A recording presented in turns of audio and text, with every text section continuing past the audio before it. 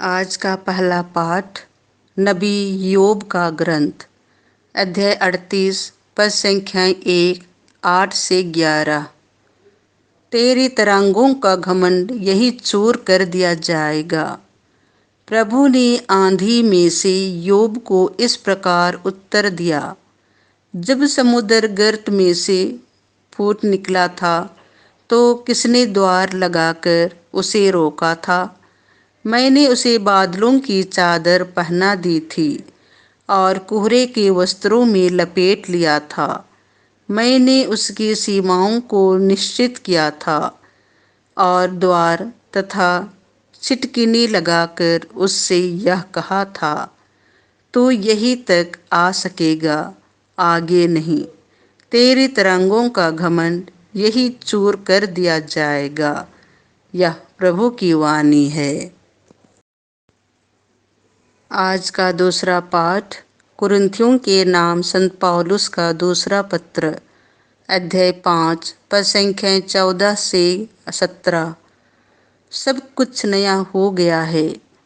मसीह का प्रेम हमें प्रेरित करता रहता है, क्योंकि हम यह समझ गए हैं कि जब एक सबों के लिए मर गया है तो सभी मर गए हैं।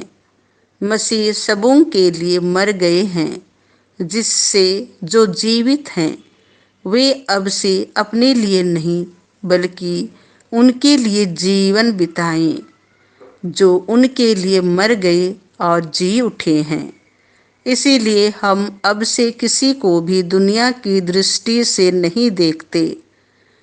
हमने मसीह को पहले दुनिया की दृष्टि से देखा है, किंतु अब हम ऐसा नहीं करते।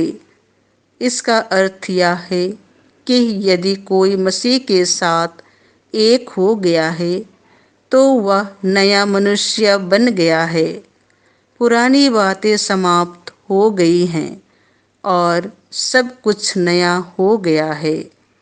यह प्रभु की वाणी है। संत मार्कुस के अनुसार पवित्र सुसमाचार अध्याय 4 पद संख्याएं 35 से 41। आखिर यह कौन है? वायु और समुद्र भी इनकी आज्ञा मानते हैं। संध्या हो जाने पर यीशु ने अपने शिष्यों से कहा, हम उस पार चलें। लोगों को विदा करने के बाद शिष्य यीशु को उसी नाव पर ले गए जिस पर वह बैठे हुए थे। दूसरी नावें भी उनके साथ चलीं। उस समय एकाएक झंझावत उठा। लहरें इतने जोर से नाव से टकराने लगी कि वह पानी से भरी जा रही थी। यीशु दुम्बाल में तकिया लगाए सो रहे थे। शिष्यों ने उन्हें जगा कर कहा, गुरुवर, हम डूब रहे हैं, क्या आपको इसकी कोई चिंता नहीं?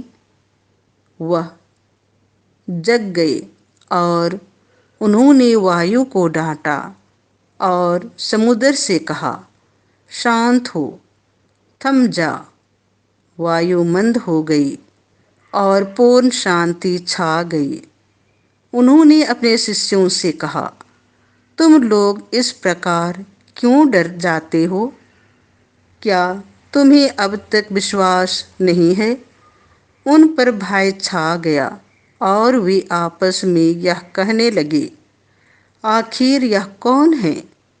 वायु और समुद्र भी उनकी आज्ञा मानते हैं।